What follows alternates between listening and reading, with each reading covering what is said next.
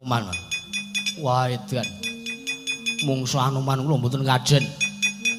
Diwolak-walik mriko, diwolak-walik mriki. Entek-entekane dimut sirah kula. Wah. Kedah wisuh wedi ping 7. Ajikul. Ora iki ngapa ta? Perang liyane do. Teng sembayang kowe gak teka miso-miso mangka padi ngraimu. Nggih, Pak. Kula niku lekane capeng. Heeh. Ya ben ketok wangun wong kula niki catriya pengelan pati. Heeh. Lah capeng kok kalel kula kedudut. Terus lah nggih blindis kalang bal cukul. Ora sida perang, mboten sida man. Kula mun malah kali cecake diucuk-ucuk lemah. Lah niki. Lah rumangsaku Kurawa kok ora ana ajine mungsuh wong Ndrawati. Kencane paman cengune mlipun nyimpang marga wae, golek dalan liya. Aja ngasih ngrusui perkarane wong Ndrawati. Nek pancen mengko wong Ndrawati dadi klilip, Kurawa kudu temandang arep dhewe le. Nggih mangis ta, nggih mangis ta kendhong, wis ta kendhong.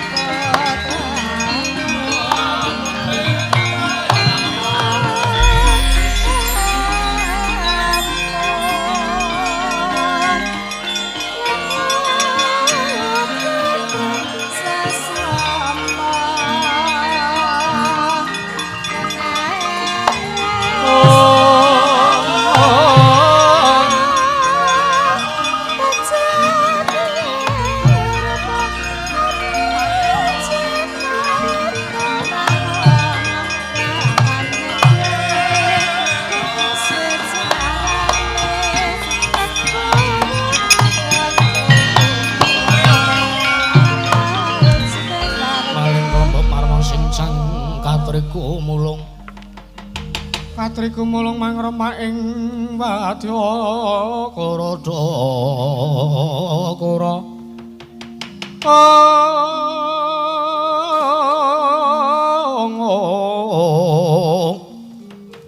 Urta Kura rek kagiri-giri.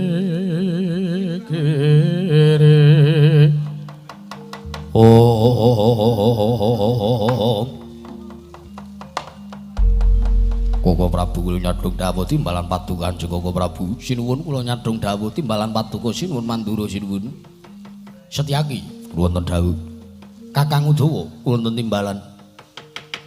Tak sawang wis padha minggat ora retu ning alas Tribasara kene. Ndak kira kae Kurawa padha nyimpang marga sartane nekuk penjalin. Nggih. Kepareng paduka Koko Prabu kados pundi? Kepareng paduka sinuwun kadiwaran. Malah wektu dina iki anakku lanang Samba ya wis nubrata ing Maranggaluda. Wis kepareng wis samapta ing gati saweging diri. Samriko anggir Samba mapan wonten ing pundi? Kae sawangen. Ana sak ngisoring wit gedhe kae. Samba wis bakal mimiti nggone laku Tapabrata. Lajeng kepareng Paduka Kinaryong ngrondani kawontenanipun anggir Samba kados pundi. Setyaki babar pisan lan Kakang Udawa ndak jalu. Aja mbok kendhani nggonmu tansah ngrondani kanan sakiwa tengening alas Kamyaka yen alas Tribasara kene. Aja ngasi ana dom sumur wing tirta ing mrajal saka selasaning garu. Ing ngeduka bakal njugarake sartane nyabarake gawene anakku lanang Samba. Iya. Mergo ngene Setyaki. Yen to iki mengko ngasi kelakon anakku lanang Samba, kelakon nggone mapang wujuding Wahyu Cakraning Rat. Samba kelakon kedunungan Wahyu Cakraning Rat bakal wirang bebarang. Asmane Yayi Prabu Ndrawati. Mergo dheweke wis isin sartane dheweke wis ora ngeparengake lan ora mangestoni anake Samba. Nggih. Nanging kula kinten ugi mboten badhe kelampahan. Ah, cangkeme iki kuwi sing apik. Aku ngene iki nyengkuyung anakku Samba tenan kowe malah ngregoni malah ngedondoni. Nggih. Sing baku wong urip kuwi optimis sithik Setyaki. Nggih. Sing penting usahane utawa pambudidayane. Perkara kasile kuwi mung Gusti sing mangerteni. Nggih. Lajeng pareng Paduka, ayo padha budhal kene ngrondani kanan wana Tribasara. Mrekaten kuyun pamit madal pasilan kula nyuwun pamit sinuwun Setyaki karo Kakang Udawa. Sing ati-ati aja kaya bocah cilik. Bakune jahil ulah, wong jahil dadi satru ning ngalah.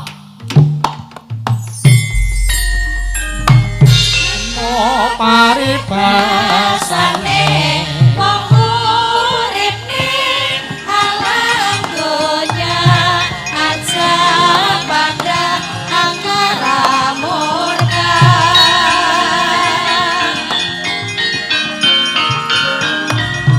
sing tercipta kabeh sing alaba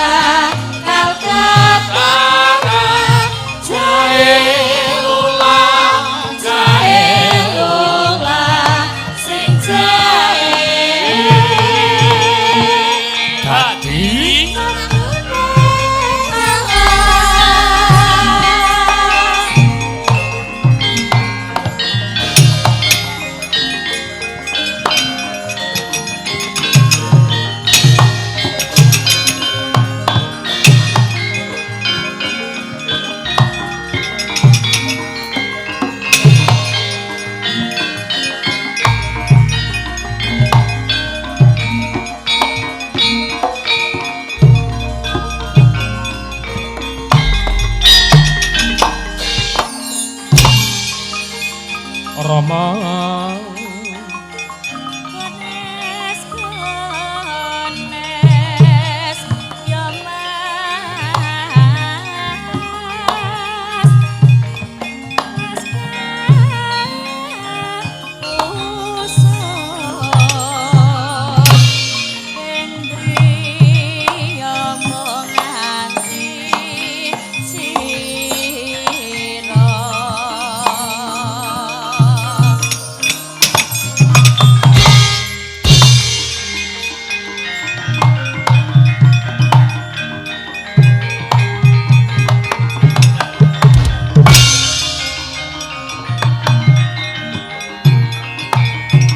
tunjung bang rate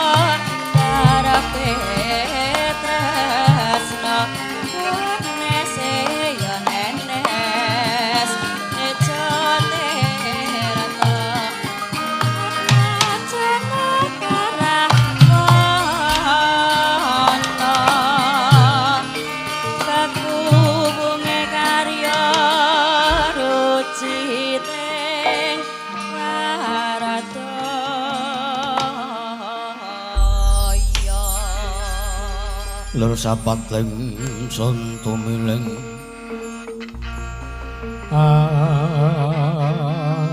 lati puspita metrenta kang warni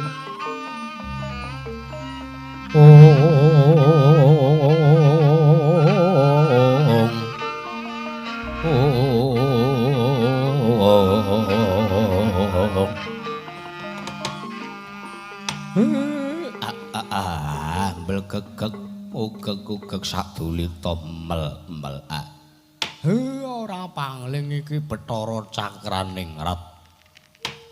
Kyai Semar iya Kyai aja kaget aku ing mrepeki kelawan Kyai Semar Badranaya ana ing sak tepining wana Tribasara kene Kyai Semar. Iya aku kelingan nalikane sampeyan isih dadi Nalendra ning negara Medang Pari jejuluk Prabu Cakraning Rat. Sampeyan sing mimpin kawulamu dumulya kabeh. Kawulamu ora ana sing jenenge kawula stunting menungsa kacangan kuwi ora ana. Nanging mung sarwa-sarwi kecukupan. Ngibarate wong sing urip ing panguripan sing kebak sumber pangan, sumber banyu, sartane sumber katentreman. Pancen kowe iki Nalendra sing ber budi bawa leksana. Iya Kyai aja banget aja keladuk nggonmu ngalembono kelawan Bathara Cakraning Rat. Ya eneng apa? Aku lagi wae nunggoki kelawan ndaraku Ndara Abimanyu. Lah kok sampean prapta ning kene iki eneng apa? Ning sepurane lho. Ora kok ateges Semar ora ngajeni karo kowe. Aku ora basa, aku ora tata krama ngene iki mergo aku nyawang. Kowe dadi dewa iki sakwise Semar ana. Ana? Iya, Kyai. Iya. Mula derajatmu iki sak ngisorku adoh. Derajatmu sak ngisorku adoh. Aku ki kakangne dewane para dewa sing gedhe pangapuramu lho Cakraning Rat. Iya Kyai ora dadi ngopo. Sepira gedene kaluputanku ora tata krama karo Kyai Badranaya aku njaluk pangapura. Ora apa-apa, aku ki mung batur. Iya. Lah ning apa? Kyai Semar. Piye Cakraning Rat? Aku bingung sartane aku ora mangerteni sapa ta sejatine ingkang bakal kewagang nampa kanugrahan saka aku. Merga nalika nampa dawuh Wangwi Kulon Manikmaya wis telas tulise Bathara Cakraning Rat wis wancine aku manjing manitis ana nganggane titah. Kamangka dawuh Wangwi Kulon Manikmaya aku kudu bisa milih lan kudu bisa milah sapa ingkang bakal kadunungan aku Kyai Semar. Lah sapa? Ingkang sepisan ora liya kejaba ya mung putra Ngastina ya kuwi Raden Lesmana Mandrakumara kang pindhone putra Ndarawati saturing Parang Garuda ya kuwi ora liya kejaba mung Raden Samba ya Kusuma Kilatmaka. Banjur ingkang angka 3 aku kudu bisa milih antarane loro kuwi mau. Ingkang pungkasan ora kejaba mung saturing Plangkawati. Atmajane bendaramu ya bendaramu dewi ora liya mung Raden Abimanyu Kyai Semar.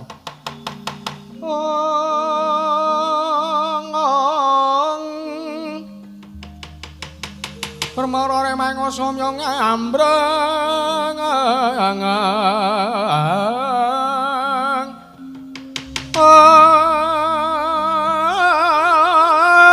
katik karenane kaswase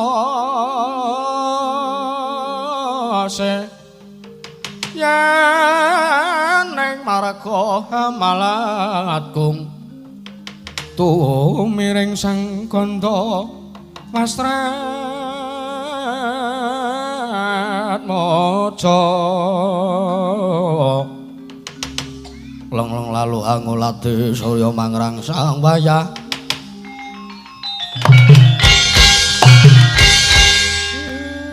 kowe kok iso bingung iki kepiye? Ana kowe iki kanugrahan, kowe iki dewa lho Bathara Cakrane Krat. Kowe iki dewa. Kowe iki diwenangake priksa mangerteni sak mobahmu sing titah kowe iki ngerti janjane. Lah kok malah kowe kandha nek kowe bingung. Monggo kowe wis iso mbedakake antarane telu sing bakal mbok pilih. Minangka dadi panitismu kuwi kowe iso mbedakake kudune. Endi sing kirane kuat, endi sing ora kuat, endi sing kirane wadahe amot, endi sing kirane wadahe ora amot. Merga sing pok gawa kuwi wahyu kanalindran, kuwi wahyu pemimpin. Ha mongko ngene. Pemimpin sing apik kuwi dudu kok pemimpin sing disubya-subya jenenge kuwi udu. Pemimpin sing pendak sasi, pendak netune pemimpin kuwi disubya-subya diwenehi glondhong pengareng-areng dipunjung ingkung gajah paribasane. Kuwi babar pisan dudu ning pemimpin sing apik, pemimpin sing becik, sing nglungguhi bawa laksana minangka pemimpin ya sing cinebut nalindra ya sing paling apik kuwi ora iku jaba ya mung sing iso mulyake karo kawulane, sing iso nentremke karo kanane rakyate. Ana iya Kyai. Ha iya. Ora ya wis ngerti dhewe. Sak apik-apike menungsa kuwi, menungsa sing paling apik kuwi menungsa sing iso menehi manfaat tumrap liyan. Ana iya. Dadi kowe ora usah dadak bingung. Antarane Lesmana Mandra Kumara, antarane Ndara Samba ing marang Garuda apa Ndara Abimanyu. Sak karepmu endi sing kirane kowe jenak manggon. Ning aku ora ngarep-arep sartane aku ora njagake, aku ora ngudokke. Senajan to Abimanyu kuwi momong aku ning aku ora arep njaluk karo kowe. Iya. Yen mangkono aku bakal ndak sawang luwih dhisik sepira kekuatan ing titah ingkang keduga bakal kadunungan aku Kyai Semar. Ya wis sing ati-ati tak sawang saka keduan Cakraning Krat.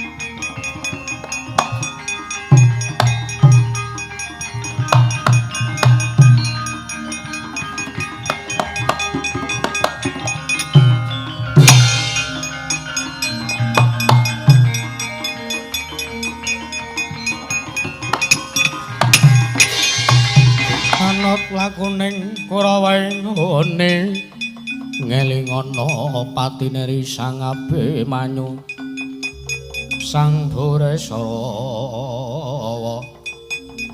ing kocape kemapan wonten madaning mana Tribasara ya sinebat wana Kamyaka ingkang laku tapa brata wonten ing madyaning mana Kamyaka ingkang ngiring kilen datanasane jawi namung putra ing Astina Sang Raden Lesmana Mandra Kumara Nalika semanten lampah tapa brata tata lair pancen Sang Raden Lesmana ngalampah talak brata meminta wonten ngarsanipun para Jawata ingkang duka badhe matedhaken wujudipun wahyu cakraning rat nanging senajan tapa nanging pralambanging angkara gambaraning angkara murka sartane gambaraning watak nista pramila samangke ingkang sampun miling-miling saking katebian saking dirgantara nggih Sang Hyang Bathara Cakraning Rat gianjugaraken Anggenra putra Ngastra lampah tapa brata jengkirat kagat kaya wungu saka Nindra Sang Lesmana Mandra Kumara wau.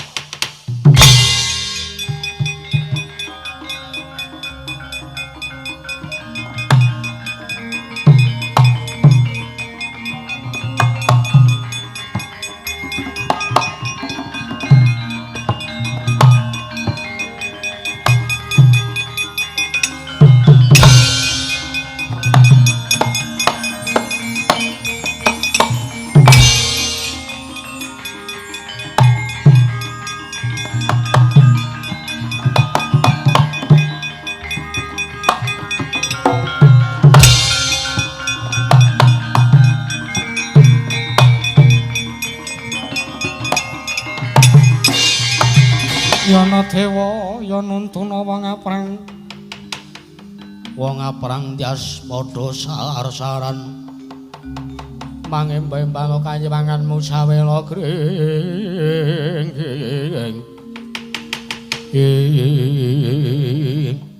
ila Mas Rama Sidam sekaring bawana langgeng Lesmana titah ulun nggih jeneng kita lako teko ulun jugarake anggon kita tapa nanging sajak wis turu kepati ingkang sekawit pancen niat anteping tekad kita kuwi kepengin gayuh panjenengan ulun nanging yen to kanthi sarana laku ingkang kaya mangkono ndak kira jeneng kita kuwi mboya luput saka watak angkara tuwin budi nista nyatane ndak gugah ndak jugarake nggonmu tapa wae kowe ora tangi ya cetha kowe iki wong ingkang wis kesasapan jiwaning iblis yen mangkono gelem mboya gelem panjenengan ulun bakal nggugah kanthi cara lan sranane panjenengan ulun dhewe Lesmana.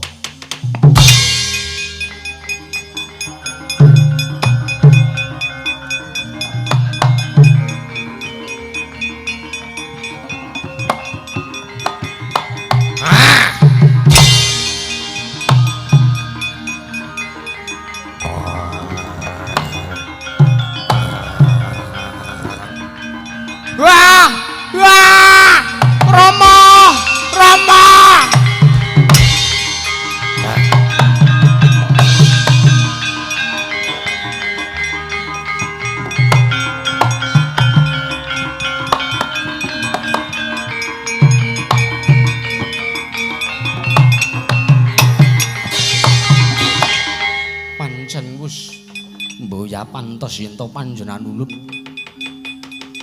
keduga manjing ana anggane Lesmana Mandra Kumara mbok menawa pancen aku iso mlebu ana nganggane Lesmana Mandra Kumara nanging ndak kira aku ora bakal jeneng ya entak sawange kaya ngapa kanane putra Ndrawati Raden Sombing Paranggaruda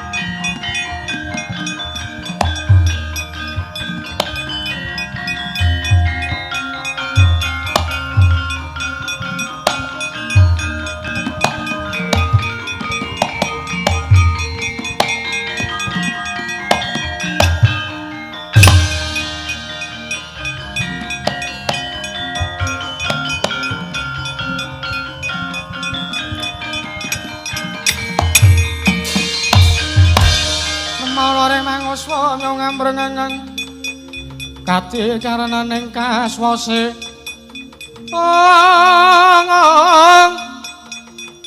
yaning marga hamalat kung tumiring sang Ganda Wastratmaja leng-leng laluang ulati saraya mangrang sang wayah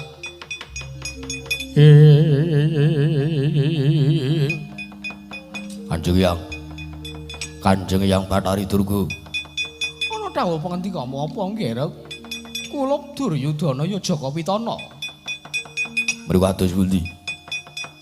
Sampun dangu anggen kula ngentosi dumateng pun anakipun Semana Mandragumara. Ngendikanipun Paduka, anak kula Lesmana kutusaken gayuh wujuning wahyu cakraning erat. Sampun kawit enjang ngantos mriku badhe surup surya. Anak kula pun Lesmana Mandragumara dereng katon timbulipun. Napa kelakon panjenengan mriku kula cap minangka dewa ingkang apus-apus. Adi kaliyan Lati Paduka mriku boten nyawiji. Pakarti kaliyan menawi ingkang sampun Paduka ngendikaken mriku boten wonten nyatanipun. Paringaten wiwit niki Duryudana boten percaya kaliyan Bathari Durga dewaning Gunda Pangarenjana. Nyatane apa? Sampeyan ora ketok gawene rikala semana utusan kaliyan anak kula pun Semana Mandragumara malah samangke kula kinten kedungsang-dungsang lakunipun anak kula pun Semana Mandragumara. Rama kula takut.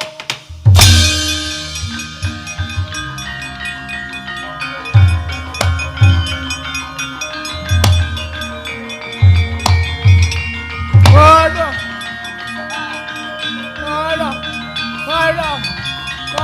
Batu-batu, Ben. Ana bocah kaya. Aduh, batu-batu. Lesmana aja, Lesmana Jaya, Lesmana. Aduh.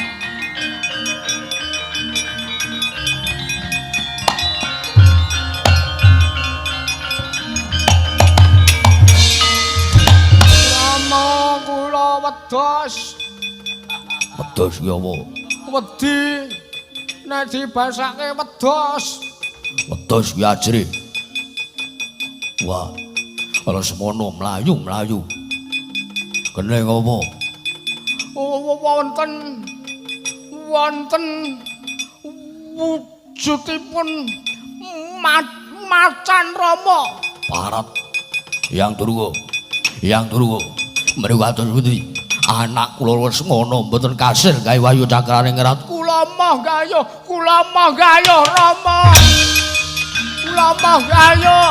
Rama. Mah, kula wedi.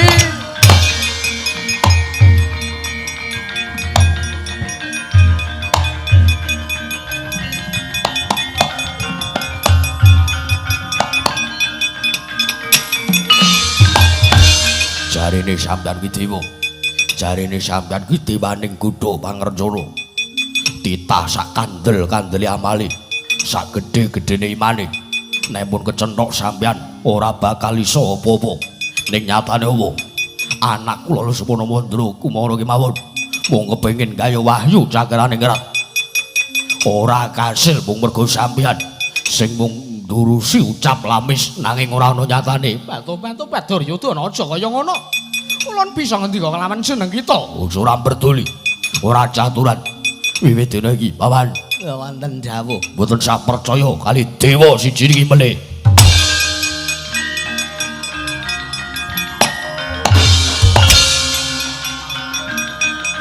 Lah piye kae?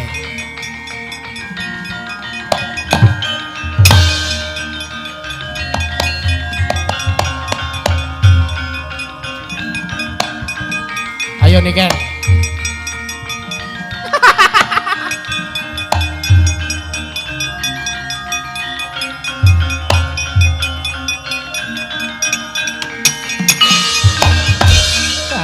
Tobat. Wong arep temandang wae kok dingel-ngel. Urung mangsaku. Sakele Lesmana kuwi ora bakal kuat kedunungan wahyu cakraning Randakira ya selawase urip Lesmana ora bakal kedunungan wahyu. Nanging kepiye wae, nadyan aku wis disengit karo wong Astina, nadyan aku wis disengit karo Duryudana. Bathari Durga ora bakal mundur. Bathari Durga ora bakal lunga saka pangkalan tanggung jawabku ya. Bat-obat. Tak sawang Wahyu Cakraning Rat bakal tumedhane anak anggane anak Ndarawati. Ya, samba tak godane bat-obat. Supayane oncat wahyune marat.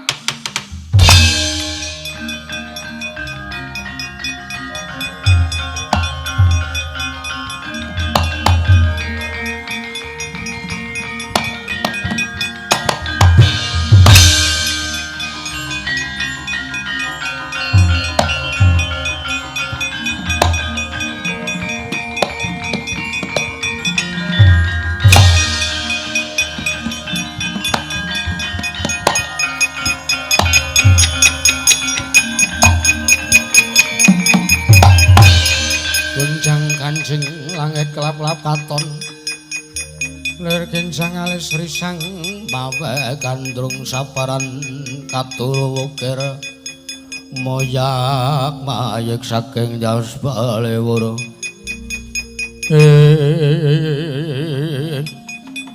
Astungkara sidam skaring bawana langgeng ndak sawang lair batine anak Ndarawati iki Raden Samba janjane panjenengan ulun nyawang kelawan apa kang dadi niate Samba sejatine resik ragane resik atine nanging yen ndak rasake lenjang kakok katon tidha-tidha Raden janjane mboya prayoga yen to jeneng kita Raden Samba duweni gegayewan nanging anggonmu jangkah anggonmu lumaku anggon kita duweni niat krentek lan tekad kanthi srana tidha-tidha nanging mboya dadi ngopo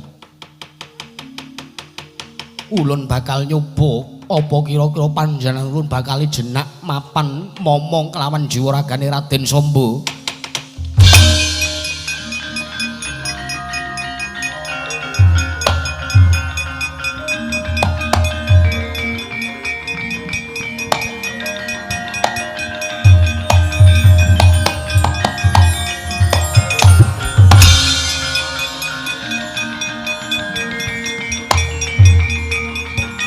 Prabu Baladewa. Wah edan. Oh lah, wah edan. Wah. Lah. Jan bocah kok. Lah, wah jan. Oh.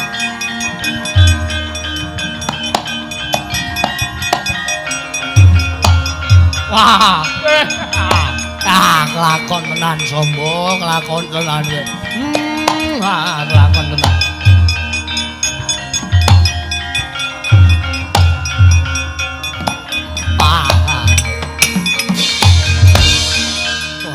Bocah kok le pinter, bocah kok le wah jan sampean iki nopo malah kaya wong stroke ndasmu wah aku ki saking senenge kok dan wah bocah kok wah kewirangan tenan bapak mulai kewirangan tenan inggih Pak Prabu wah lah Setyaki iki lho anakmu iki lho. Nggih. Kula pun ngertos. Pun ngertos nek anggere Samba pun kelakon kedurungan Wahyu Cakraning Rat. Wah, elok. Kowe amalanmu apa ya? Amalanmu apa wis kedurungan Wahyu Cakraning Rat? Nggih. Kula mboten mangertos ingkang baken niat kula menika namung kepengin kadurungan kanugrahan menika. Bagus. Mantap le. Terusno le. Nggih.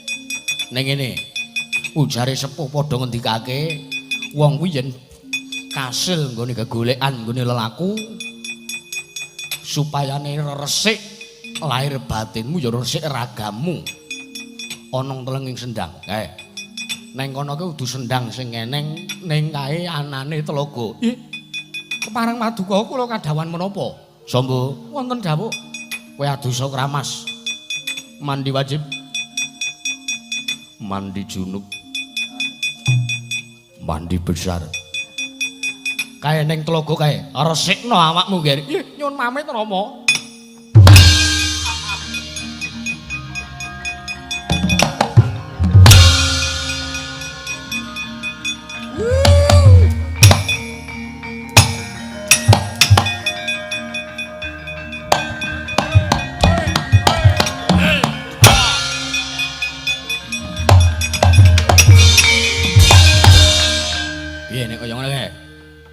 Piye? Anggapmu piye? Rumangsane kowe iki dadi bapak ora mengestoni anake. Anggapmu apa?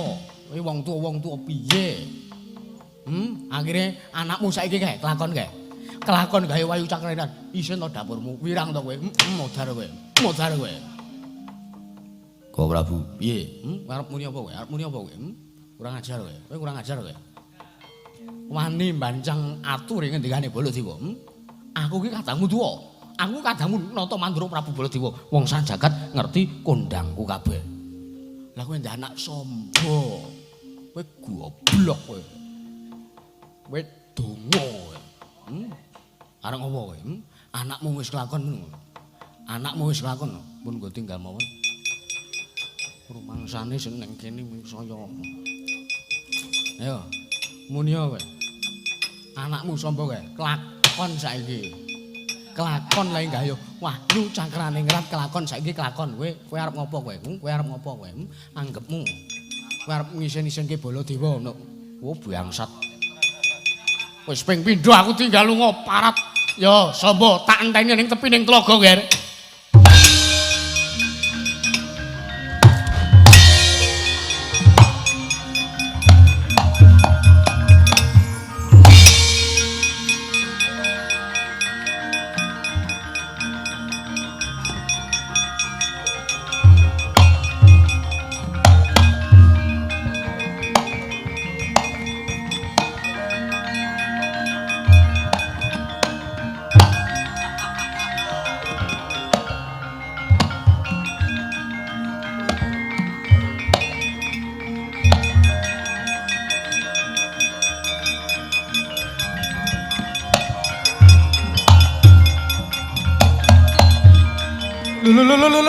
Lho.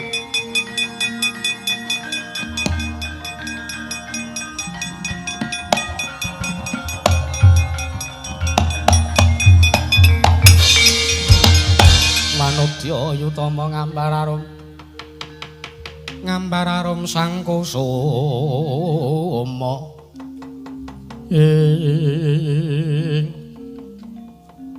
ana wong wedok nyaketi karo putra Ndarawati. Kowe sapa? Batu-batu menika Raden Samba. Lho. Wis ngerti karo aku. Inggih, kula nggih tepang mawon karo panjenengan menika lho Raden Batu-batu.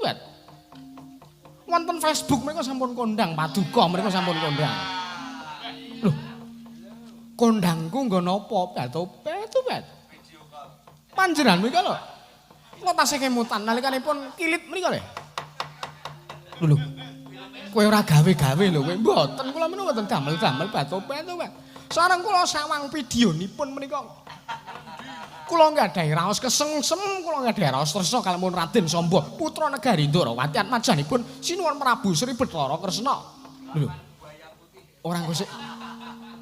Kowe kuwi sapa? Kowe iki sapa? Kowe saka ngendi? Jenengmu sapa? Iya, nami kula pun Mak Tarni wonten dusun kula menika sinebut Mak Tarni menika. Lho. Mak Tarni, iya, anu inggih Raden, inggih. Orang kok sik umurmu kuwi pira? Ya pangestunipun. Ya swanipun ingkang abdi pun Mak Tarni menika sampun 50 gangsal. Lho.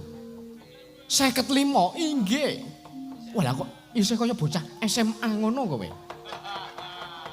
Batu-batu karang pedamelan kula menika dados karyawanipun Hajah Maerat menika lho.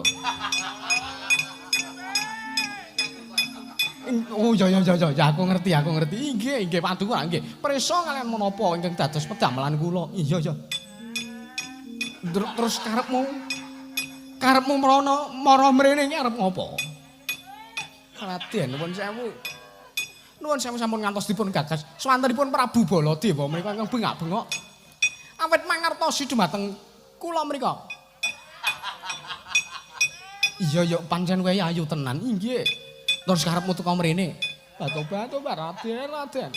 Kula menika sampun dangu dados randha. Lho, kowe iki randha to? Inggih. Wah Prabu menika menawi dipun sumpel kaos kaki tutukipun menika saged menapa mboten to jan niku. Kula kok gumun. Monggo to Raden, monggo. Lho. Aku kon ngopo Mak Tarni? Mbok kula suwun supados ngladosi dumateng Abdi. Kula laran batos tresna kaliyan panjenengan, kula ugi kepengin dipun ladosi dumateng Paduka. Lho. Ora ngono iki rak. Aku ki rak niatku ning kene iki aku arep sesiram jamas. Aku arep ngresiki kelawan ragaku. Ingkang kebak watak angkara murka mboten to Raden pun to monggo to. Mboten kula suwun supados mbayar kok. Lho engko sik aja mbok geret tanganku. Nuwun sewu Raden monggo kula dhiraken. Lho ora engko sik to. Batobat Paduka menika kaya wis urung tau ngrasake wong wedok lho batobat. Oh iya wis bola-bali ngrasake. Lho kok sik iki aku ora nganggo apa-apa. Iki mbok nganggo napa-napa mengke ngangge semekan kula. Lho kok sik aja edan lho kowe aja edan lho kowe aja edan. Colon aku mboten saged lho. Mboten saged badhe ucul dhateng pundi kok sik. Nalika semanten Sang Raden Samba ingkang datanipun Purwadaksina karana raos ajrih Sang Raden Samba dipun ancam mawi gombalan manis randha kembang. Pramila sakmangke purun boten purun kepeksa saged boten saged Sang Raden Samba kedah angladosi dumateng pun wujudipun randha ingkang awasta maktar menika. Kaya wis ilang kamanungsani Sang Raden Samba datane mut bilih Sang putra Ndarawati ya kusuma kilat maka mriku nembe kemawon kadurungan kanugrahan kengaran Wahyu Cakraning Rat. Nah iku semanten datane mut Purwadaksina Sang Raden Samba krana wis ilang kamanungsane sangka mung nuruti marang blendheng ingkang nemsun. Saknalika wujudipun Wahyu Cakraning Rat oncat saking ati Sang Raden Samba tangisan putra Ndarawati wau.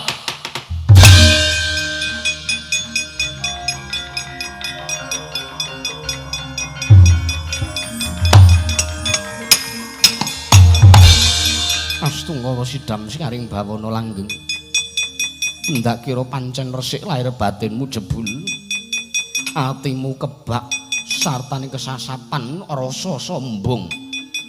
Dengki srelan sak panunggalane. Raden Samba paripaksa ulun mboya jenak momong jiwaraga kita Raden.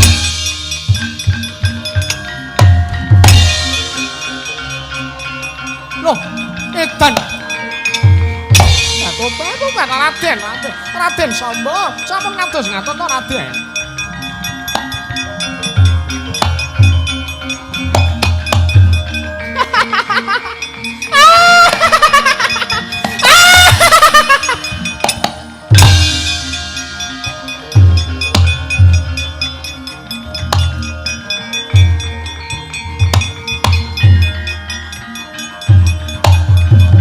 Lo, sabar sare.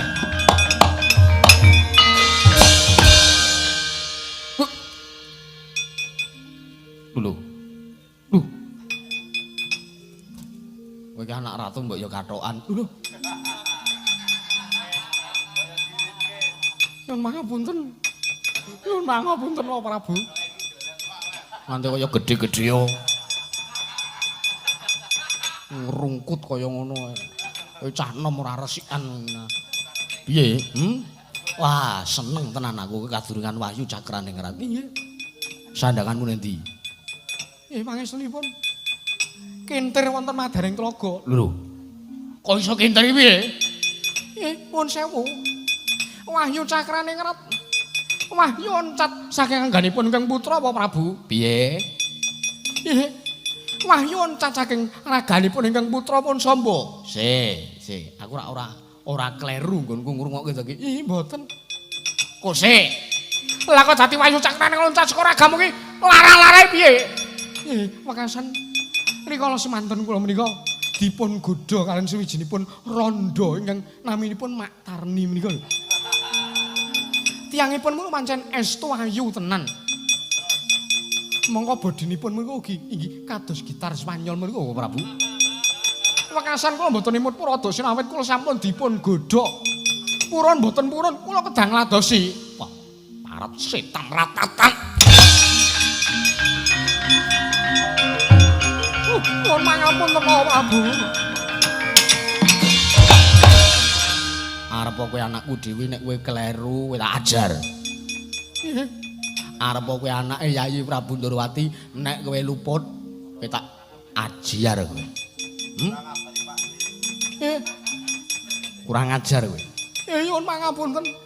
Wahyu cakrane ngerat oncat mung merga abriakan namis. Nyuwun pangapunten pangapunten. Kula ngangeni kalepatan kula. Ora ngabari aku kowe.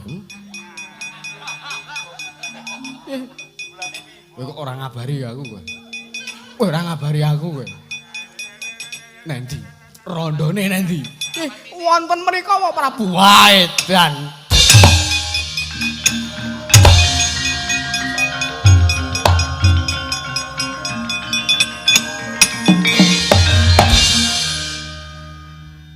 Pripun Maman? Mbok kathokan kene. Panjenengan mriku putra ratu kok mblindis. Nyuwun pangapunten. Wahyu sampun oncat Maman. Nggih, purun boten purun wangsul kemawon. Nggih. Pun wau tindak dateng pundi? Nguber rondo. Wah, wis pait. Rekane arep mirang-mirang ke Koko Prabu Kresna. Malah kewirangan dhewe kae mengko Prabu Baladewa. Kados pundi? Nggo kundur mawon teng negari Ndorowati keri. Monggo Paman.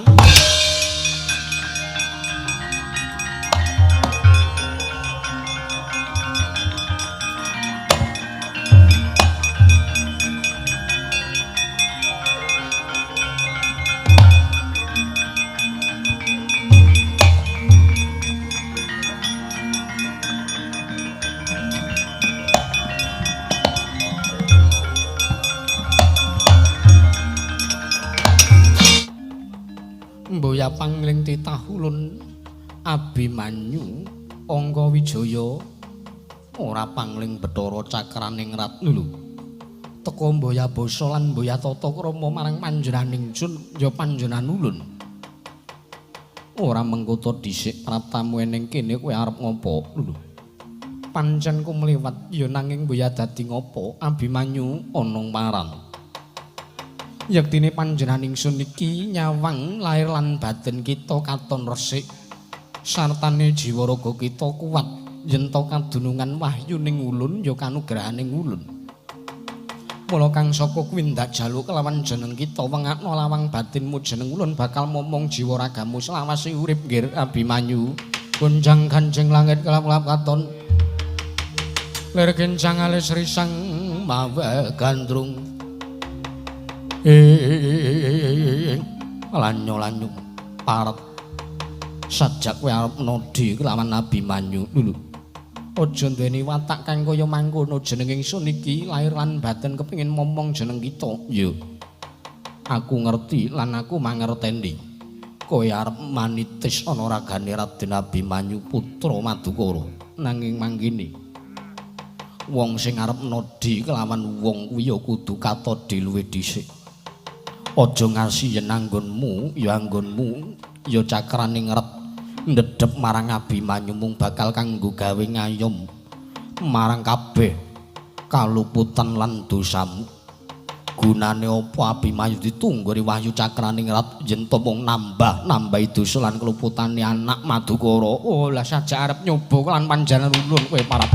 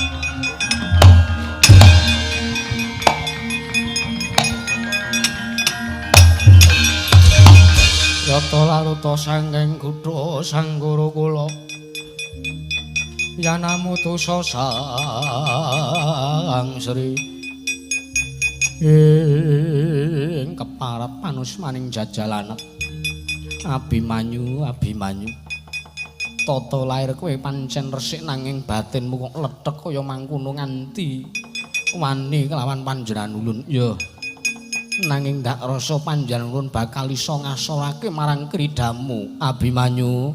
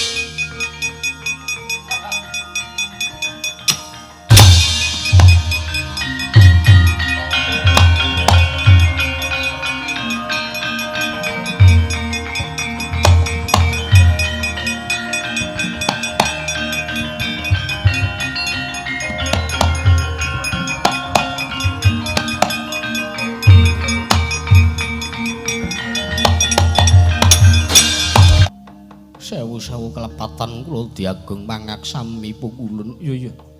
Abimanyu aja kuwatir. Yektine panjenengan ulun mangerteni yen to jeneng kita duweni gegayiwan mono pancen kudu didasari kanthi laku prihatin sartane kudu ngrekoso luwih dhisik. Inggih. Merga ora ana wong sugih tanpa golek pangupa jiwa, uga ora ana wong urip kepenak tanpa ngrasake urip rekoso. Inggih. Gandeng jeneng kita ulun rasa wis nuku kabeh kuwi mau kanthi srana. Laku tapa brata sartane jeneng kita. Wiwit cilik pancen seneng nggonmu nindakake prihatin. Mula aja kuwatir panjenengan ulun bakal manitis ana nganggo kita nggir Abimanyu. Inggih, pukulun ngaturaken panuwun ingkang tanpa pepindhan pukulun Bathara Cakraning Rat Marata Kyaki samapta ing gati sawe going diri nggir Angga Wijaya.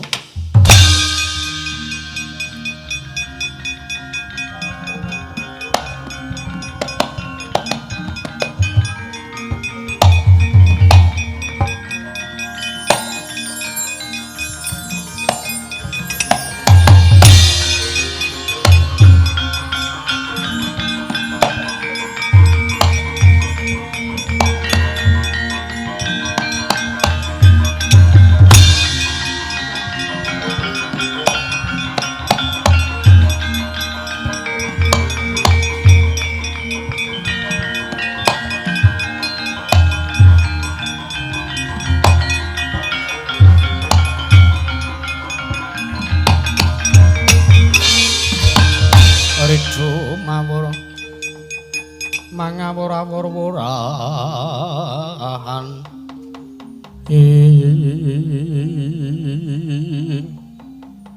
iki ana wong wadon mrepeke kelawan Raden Abimanyu. Kowe sapa? Inggih kula pun Dewi Sekar Langit. Dewi Sekar Langit inggih. Kaya tau krungu grup Hadroh apa? Sanes. Apa? Sekar Langit kok grup Hadroh menika lho. Putri Negari ing Parangkencana. Banjur karepmu methuke karo Abimanyu kuwi arep ngopo? Ih, Patobat, kula menika tresna kaliyan Paduka lho, Raden. Kula pengin bangun bebrayan kaliyan Paduka selawasing gesang. Sinaosa kula kedah dados ingkang nomer kalih. Kula mboten napa-napa. Oh, kowe pengin dadi garwaku? Inggih. Kowe tresna karo aku? Inggih, kula tresna lan batos. Iya. Ning mengko dhisik aku urung iso wangsulan saiki. Lho, kersanipun aku tak taren karo bapak. Lho, bapak sinten? Bapak Pucung. Kiai Semar, pripun Ndara? Kaya ana wong wadon arep tresna karo aku kae piye kae. Mun.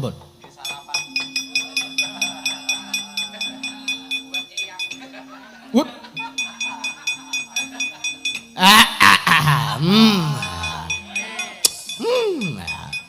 Tobat. Kula menika pengen pinanggih kan Raden Abimanyu sing jedul kok tuwekan arep modar. Tuwek ana nyepatani kowe lempos lawas mandi. Ampun ki sana ampun. Iki ora pangling to. Ora pangling nek kaya ngene iki. Lah kuwi iki gedhe sisih cetha iki. Tru, wonten dawuh mo. Sarapan pagi to, Le. Ora tok nggo wae kok Pak. Aku gah. Karo kuwi aku wis mblenger. Wut. Gong. Arep ora le? Kono, Tru, kowe wis 3 sasi ngempet. Ha iya.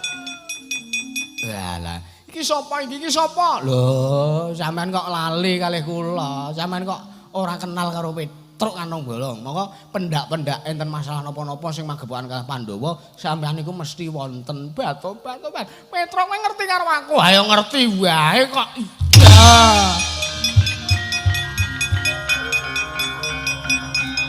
Bat. Ah.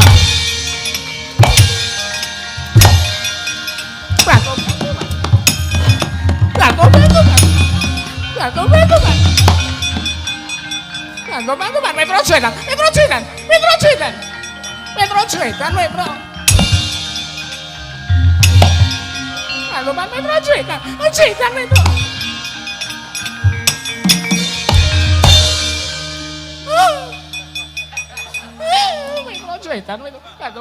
Jetan.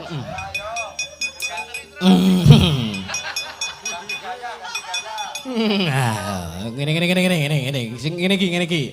Kowe sikilmu tumpangno sikilku ya toh. Ya ngene iki lho. Metro Jetan jenenge Tojo Jetan. Kula niki dewa. Dewa kalah karo tekku sing gedhe tur dawa. Ayo. Ayo. Metro Jetan. Ngono aku. Metro tulung aja kaya ngono Metro. Aja. Ora. Ya.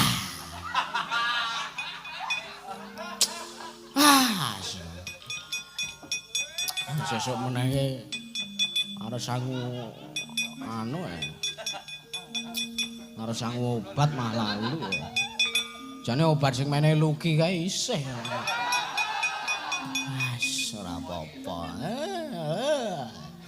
Keguyu-guyu gembrobyos kaya ngene. Jane. Yuk mandi wajib. Ya. Topen Petro mono ngawan duitan kowe mono ngawan duitan. Marat.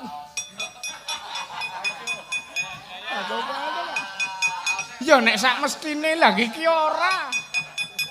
Ya sopan. Mono kawan duitan maret titenono wae kowe Pandhawa.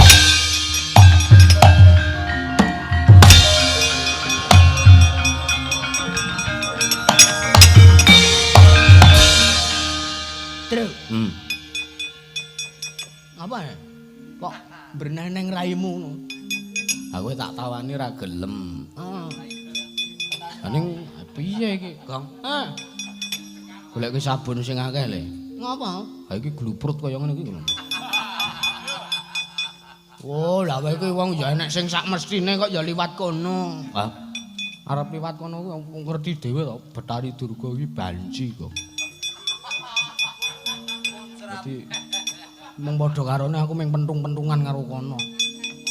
Wah, kowe wis senengane kono gek tayungan kono. Ya.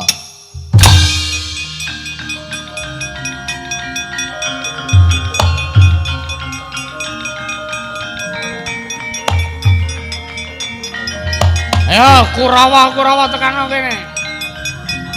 Ora-orane Petruk wedi karo dapur, dapuran.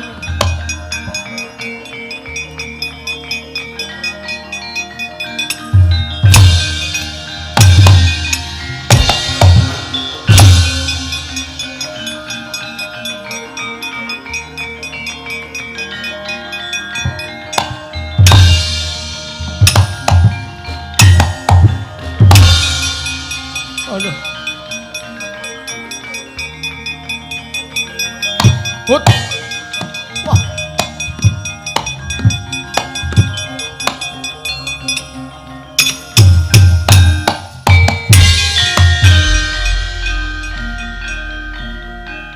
Melotrok ya kan.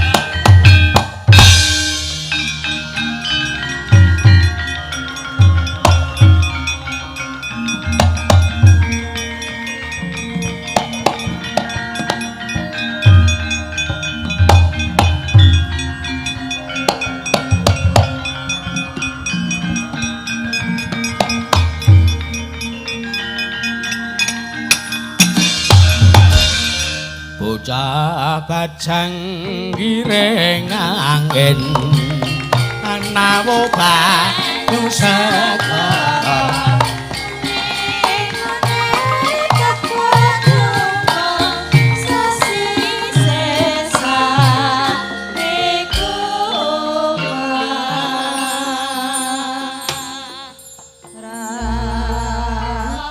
momongan kaya Ndara Abimanyu ngene iki seneng Bagong. Heeh.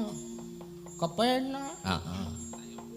Ora dijak rono-rono mandeg warung Njorang Gresula. Ha iya. Beda karo bapakne. Bapakne sapa? Ndara Janaka kae. Ngur tak jak mampir warung ora tau kersa. Lah kok ora tau gelem. Lah sing tak jak karepku arep tak jak mandek ning warung material ning kono ana demenanku. Kurang ajar kok pancen bocah ora eka. Ngapa wong ora kena kok gendelang? Pancen sok pengen eksis ki sing kendang iki. Request kendang ora dituruti. Siwa Semar ku ngaturke panuwun. Lah nggih kula nggih matur nuwun. Iya. Ndak rasa yen to tanpa panyengkuyungane Siwa Badrana Abimanyu ora bakal kelakon nggayuh apa sing ndak gayuh iki Kyai Semar. Ah nggih.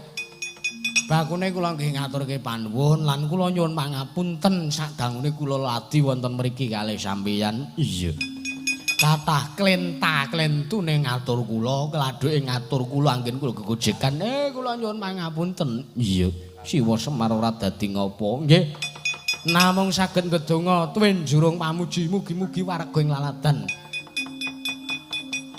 Madurja mriki tansah pinaringana kalis ning sambikala durga mendhak kala sena tepi saking rubeda cinakena maring karajan kayuwanan keslametan. Tegayana slamet saka kersaning Gusti Allah Subhanahu wa taala. Matur nuwun. Kula Petruk nendi mau? Kelenger kan. Karang bar pijet. Aduh ya. Matur nuwun sedaya lepat nyuwun pangapunten rahayu Kang Samya tinemu, rahayu Kang Samya pinanggih, bagas waras, sehat tentrem sedayanipun. Beh. Slamet to sing nanggap, slamet to sing ditanggap, slamet to sing nonton tanggapan, slamet to sak kabeh-kabehane. Amin. Allahumma amin.